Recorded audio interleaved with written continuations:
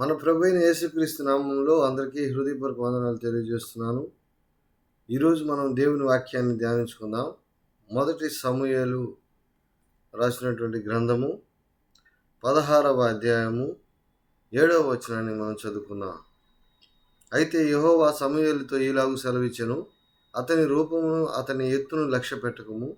మనుషులు లక్ష్యపెట్టు వాటిని యెహోవా లక్ష్యపెట్టడు. నేను అతన్ని త్రోసివేసి ఉన్నాను. మనుష్యులు పైరూపమును లక్ష్యపెట్టుదురు గాని యెహోవా హృదయమును లక్ష్యపెట్టును.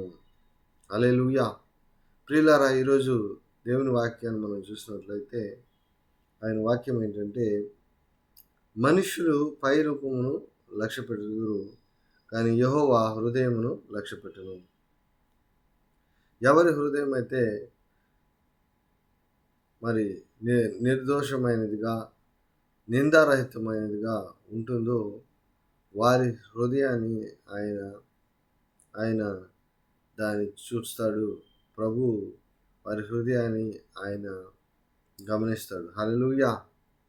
దేవుని వాక్యాన్ని మనం చూస్తున్నట్లయితే మనుషులందరూ మనం పై రూపాన్ని మనం లక్ష్య పెడతా ఉంటాం, పై రూపాన్ని మనం చూస్తూ ఉంటాం, పై రూపాన్ని మనం చూసి వారి యొక్క పరిస్థితిని మనం తెలుసుకుంటూ ఉంటాం. పై రూపాన్ని చూసి కొంతమంది మరి పై రూపానికి చాలా మంచివారుగాను, చాలా అనేకమైనటువంటి సత్క్రియలు చేసేవారుగాను కనబడుతూ ఉంటారు. హల్లెలూయా. మరి దేవుడైతే పై రూపాన్ని చూడడు కానీ అంతరంగాన్ని, హృదయాన్ని ఆయన చూస్తాడు. హల్లెలూయా. కాబట్టి దేవుడు అన్నిటికంటే ముఖ్యంగా మనకి కోరుకునేది ఏంటంటే, మనకి దేవుడు మరి దేని బట్టి మనకి ఆయన మనల్ని మరి లక్ష్యం ఉంచుతాడు. దేన్ని బట్టి అంటే మరి మన హృదయాన్ని బట్టి. హల్లెలూయా. దేవుని వాక్యం చెప్తుంది, యెహోవా హృదయమును లక్ష్యపెట్టును. మన హృదయాన్ని బట్టి ఆయన మనల్ని లక్ష్యపెడతాడు. మన హృదయంలో మరి నిందారహితంగా మరి యథార్థమైనదిగా మన హృదయంలో ఆయన మనం మరి వెంబడించినట్లయితే ఆయన యొక్క సన్నిధిలో మనం మన హృదయాన్ని ఆయనకి ఏ విధంగా సమర్పించుకున్నాము, మనం ఏ విధంగా ప్రభువుని మనం చేర్చుకున్నాము, ఏ విధంగా ప్రభువుని మనం వెంబడిస్తున్నాము, ఏ విధంగా మన హృదయము ప్రభు పట్ల ఉన్నది, ఏ విధంగా మన హృదయం ప్రభు కొరకు కనిపెడుచున్నది, అన్ని విషయాలు మన హృదయము ఆయన లక్ష్య పెడతాడు. హల్లెలూయా. కాబట్టి మన హృదయంలో ఎటువంటి స్వభావం కలిగి ఉంది, ఆ స్వభావాన్ని బట్టి మనకి తీర్పు తీర్చబడుతుంది. మన హృదయంలో మరి చెడ్డ స్వభావం ఉంచుకున్నట్లయితే మరి దేవుని దృష్టిలో ఆ చెడ్డ స్వభావాన్ని బట్టే మన యొక్క జీవితానికి, లేకపోతే మన యొక్క మరి ముందు కాలంలో ఆ యొక్క స్వభావం బట్టి మనకి తీర్పు తీర్చబడుతుంది. కాబట్టి ప్రియులారా, హృదయంలో మనం మరి సత్యాన్ని స్థాపించాలి. హృదయంలో అంతరంగంలో సత్యాన్ని మనం స్థాపించే వారంగా ఉండాలి. అంతరంగంలో మరి సత్యమును కోరుకుంటున్నాడు దేవుడు. ఇక్కడైతే మనం దేవుని వాక్యం చదువుకున్నాము. సమూయేలుతో దేవుడు ఇలాగ చెప్తున్నాడు. సమూయేలు మరి దేవుడు కోరుకున్నటువంటి ఒక వ్యక్తిని చూడడానికి వెళ్ళినప్పుడు ఆ యొక్క సమూయేలు మరి అక్కడ యెషయా యొక్క కుమారుల్ని పిలిపించాడు. యెషయా యొక్క కుమారుల్లో మరి వారందరినీ చూస్తూ ఉన్నాడు. ఇతనే మరి చాలామంది వారి కుమారులు ఎత్తుగాను మరి చూడడానికి చాలా అందంగాను చక్కగాను ఉన్నారు. వారిని చూసి మరి వీరినే దేవుడు ఏర్పరచుకున్నాడేమో అని చెప్పి హృదయంలో మరి సమూయేలు అనుకుంటా ఉన్నాడు. అయితే మరి యెహోవా సమూయేలుతో ఆయన మాట్లాడుతూ ఉన్నాడు. మనుషులు ఏం చేస్తారు? పై రూపాన్ని లక్ష్య పెడతారు. హల్లెలూయా. కానీ యెహోవా హృదయం లక్ష్య పెట్టును. కాబట్టి ఇక్కడ యెహోవా ఎవరిని కోరుకున్నాడంటే ఇక్కడ దావీదుని యెహోవా కోరుకున్నాడు. హల్లెలూయా. కాబట్టి హృదయాన్ని బట్టి చూస్తే దావీదు అతని హృదయము దేవునికి ఎంతో సమీపంగా ఉంది. అతని హృదయము దేవునికి చాలా దగ్గరగా ఉంది. అతను దేవుని ఆరాధించేటువంటి వ్యక్తి. అతడు దేవుని స్తుతించేటువంటి వాడు. కాబట్టి హృదయంలో నుండి దేవుని స్తుతించి స్తోత్ర సంగీతంలో మరి ఆయన్ని స్తుతించినటువంటి దావీదుని దేవుడు లక్ష్యపెట్టాడు. హల్లెలూయా. కాబట్టి సహోదరులారా, ఈరోజు మన హృదయం ఎలా ఉంది? మన హృదయంలో ఎటువంటి ఒక పరిస్థితి ఉంది? దాన్ని బట్టి దేవుడు మనకి తీర్పు తీరుస్తాడు. హల్లెలూయా. కాబట్టి హృదయం అన్నిటికంటే ఘోరమైనది అని చెప్పి దేవుని వాక్యం చెప్పబడింది. అన్నిటికంటే ఘోరమైన వ్యాధి కలిగింది ఆ హృదయాన్ని. అన్నిటికంటే ముఖ్యంగా నువ్వు భద్రంగా కాపాడుకోవాలి. మన హృదయాన్ని మనం భద్రంగా మనము కాపాడుకోవాలి. హల్లెలూయా. కీర్తన గ్రంథము 51వ అధ్యాయము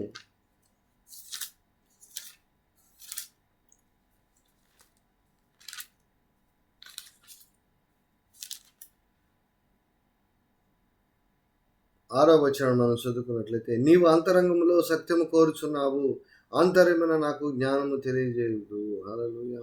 కాబట్టి ఈ వాక్యంలో దేవుడు మనలో సత్యాన్ని కోరుకుంటున్నాడు. ఎక్కడ కోరుకుంటున్నాడు సత్యం? ఎక్కడ ఉండాలని ఆయన తలుస్తున్నాడంటే అంతరంగంలో, మనకి ఎవరికి కనబడినటువంటి అంతరంగము, మన పక్కన వారికి కనబడినటువంటి అంతరంగము, మన చుట్టుపక్కల ఎవరికి కూడా తెలియనటువంటి మన హృదయ అంతరంగము, అంతరంగంలో ఎలా ఉండాలని దేవుడు కోరుకుంటున్నాడంటే సత్యము ఉండవాలని, సత్యము ఉండాలి అని చెప్పేసి ఆయన కోరుకుంటున్నాడు. అంతరంగంలో సత్యాన్ని ఆయన కోరుకుంటున్నాడు. హల్లెలూయా. మరి ఇంకొక వాక్యాన్ని మనం చూసినట్లయితే 2వ కొరింథీయులకు రాసినటువంటి పత్రిక, హల్లెలూయా, థ్యాంక్ యూ జీసస్. 2వ కొరింథీయులకు రాసిన పత్రిక 4వ అధ్యాయము 16వ వచనాన్ని మనం చూసినట్లయితే, కావున మేము అధైర్యపడము, మా బాహ్య పురుషుడు కృషించుచున్నను, ఆంతర్య పురుషుడు దినదినము నూతనపరచబడుచున్నాడు. కాబట్టి ఇక్కడ అపొస్తలుడైన పౌలు చెప్తున్నాడు, మేము ఎప్పుడు కూడా అధైర్యపడము. ఎందుకంటే మా బాహ్య పురుషుడు కృషించుచున్నాడు. బాహ్య పురుషుడు అంటే కంటికి కనబడేటువంటి పురుషుడు. అనేక మంది ప్రజలకి కనబడేటువంటి ఆ యొక్క రూపం కృషించిపోతున్నా కానీ, అంటే ఆ రూపం అపొస్తలుడైన పౌలుకి మరి ఆ రూపం కృషించిపోతున్నా కానీ, లేక ఆయన ఆ ఇశ్రాయేల్ నిరీక్షణ కొరకు మరి అక్కడ ప్రభు పక్షంగా మరి అనేక మంది రక్షణ కొరకు అతను గొలుస్తూ కట్టబడి ఉన్నాడు. అంటే అతని బాహ్య పురుషుడు ఏమవుతోంది? కృషించబడి ఉన్నది. అంటే అవమానంతో నిండబడింది, మరి శ్రమతో నిండబడింది. కాబట్టి అతని బాహ్య పురుషుడు ఎలా ఉన్నాడంటే కృషించిపోయి ఉన్నాడు. బాహ్య పురుషుడు అలా కనబడినా కానీ అంతరంగ పురుషుడు ఏ విధంగా ఉన్నాడు? అంతరంగ పురుషుడు దినదినము నూతనపరచబడుతున్నాడు. అంటే వాళ్ళు దినదినము అంతరంగ పురుషుడు ఏ విధంగా నూతనపరచబడుతున్నాడు అంటే దేవునిలో వాళ్ళు ఎదుగుతున్నారు. దేవునిలో వాళ్ళు పరిశుద్ధాత్మలో వాళ్ళు ఆనందిస్తున్నారు. పరిశుద్ధాత్మలో వాళ్ళు ఎదుగుతున్నారు. దేవునిలో వాళ్ళు ఆనందిస్తున్నారు. దినదినము వాళ్ళు దేవుని దగ్గర ప్రార్థన చేస్తున్నారు, పోరాటం చేస్తున్నారు. వాళ్ళు ప్రార్థన చేసి దేవుని దగ్గర నూతనమైన సంగతుల్ని, కొత్త క్రియలను, కొత్త వాక్యమును వాళ్ళు తెలుసుకుంటున్నారు. అనేక మంది మరి దేవుని సువార్తను, వాక్యాన్ని ప్రకటించాలని చెప్పేసి వాళ్ళు దేవుని దగ్గర నుండి వచ్చేటువంటి ఆ సంగతులను అన్నీ కూడా తెలుసుకుంటున్నారు. దినదినము వాళ్ళు దేవునికి సమీపంగా ఉంటున్నారు. మరి వాళ్ళు ప్రార్థన చేస్తే మరి పరలోకంలో ఉన్నటువంటి పునాదులు కూడా కదిలే విధంగా అంత గొప్ప శక్తి కలిగిన వారు దేవుని వెంబడిస్తున్నారు. వాళ్ళు ఎలా దేవుని వెంబడించారంటే వాళ్ళు హృదయంలో వాళ్ళు సత్యాన్ని స్థాపించుకున్నారు. హృదయంలో ప్రభుని వాళ్ళు ప్రతిష్ఠించుకున్నారు. హృదయంతో వాళ్ళు దేవుని వెతికారు. కాబట్టి ఈరోజు మనం దేవుని వాక్యం మనం చూసినట్లయితే హృదయంలో మరి శుద్ధి కలిగిన వాళ్ళు దేవుని చూసేవారు అని చెప్పి దేవుని వాక్యం చెప్తారు. కాబట్టి మనుషులు పై రూపాన్ని లక్ష్య పెడతారు, కానీ యెహోవా హృదయంను లక్ష్య పెట్టరు. హల్లెలూయా. కాబట్టి హృదయం అంతరంగంలో మనం ఈరోజు తెలుసుకున్న వాక్యం ప్రకారం హృదయ అంతరంగంలో మనము సత్యాన్ని స్థాపించాలి. హృదయంలో మనం ఏ విధంగా నడుచుకుంటామో అదే మనం దేవుని ఎదుట మనం నడుచుకునేటువంటి నడత. హృదయంలో మనం మరి వేరే ఒక విధంగా మనం నడుచుకొని మరి పై రూపాన్ని మనం కనపరిచినట్లయితే దానివల్ల మనకి ప్రయోజనం ఉండదు. కానీ మన హృదయంలో ఉన్నటువంటి ఆ అంతరంగంలో ఉన్నటువంటి ఆ ప్రవర్తన బట్టి మనకి తీర్పు తీర్చబడుతుంది. ఆ ప్రవర్తన బట్టే దేవుడు మనకు ప్రతిఫలం ఇస్తాడు. దాన్ని ఆయన లక్ష్య పెడతాడు అనేసి ఈరోజు దేవుని వాక్యం మనకు తెలియపరుస్తుంది. కాబట్టి ప్రియులారా, పై రూపం మీద మనం దృష్టి పెంచుకోండి. అపోస్తలుడైన పౌలు కూడా చెప్తున్నాడు. మరి ఇక్కడ ఏలైనగా మరి దృశ్యమైన వాటిని చూడక అదృశ్యమైన వాటిని నిదానించి చూస్తున్నాము.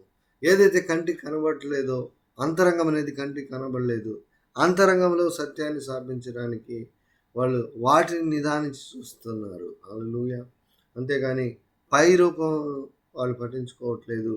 అంతరంగంలో ఉన్నటువంటి దేవునికి ఒక సజీవ యాగంగా, దేవునికి ఒక మరి అర్పణముగా వాళ్ళు ఏర్పరచబడడానికి తమ హృదయాన్ని వాళ్ళు సిద్ధపరచుకొని మరి వాళ్ళు దేవుని మార్గంలో నడవడానికి సిద్ధపడారు. కాబట్టి ఈరోజు దేవుని వాక్యాన్ని దీవించి ఆశీర్వదించి ఆయన కాపాడుగాక.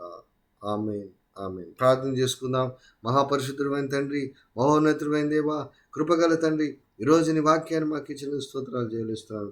అవును ప్రభువా, మొదటి సమయాలు 16వ అధ్యాయము 7వ వచనంలో ప్రభువా, మనుషులు పై రూపం లక్ష్య పెట్టుదురు, అయితే యెహోవా మరి హృదయమును లక్ష్య పెట్టును అని చెప్పబడి ఉన్నది తండ్రి. అవును ప్రభువా, మీరు ఏదైతే లక్ష్య పెడుతున్నారో దాని యందే మేము శ్రద్ధ కలిగి, ఆ హృదయం నందే మేము మరి శుద్ధి కలిగిన వారమై, ఆ హృదయం మందు మేము మరి జాగ్రత్త కలిగి భద్రముగా కాపాడుకొని నీతో సమీపంగా ఉండుటకు, నీతో సహవాసం చేయుటకు, నిన్ను హృదయంలో మేము ప్రభువుగాను ప్రతిష్ఠించుటకు, ఘనపరచుటకు, ఈ వాక్యమైన ప్రతి ఒక్క బిడ్డల జీవితంలో ఒక వెలుగును ప్రకాశింపజేసి, ఒక తండ్రినైన నిత్యమైనటువంటి ఒక శక్తిని, ఒక బలంను అనుగ్రహించి ప్రభువా, నీ కొరకు తండ్రి సాక్షులుగాను, నీ కొరకు తండ్రి బిడ్డలుగాను జీవించినట్టుగా బలపరిచి సహాయం దయచేయమని నజరేయుడైన యేసుక్రీస్తు నామములో ప్రార్థించి వేడుకొనుచున్నాను తండ్రి.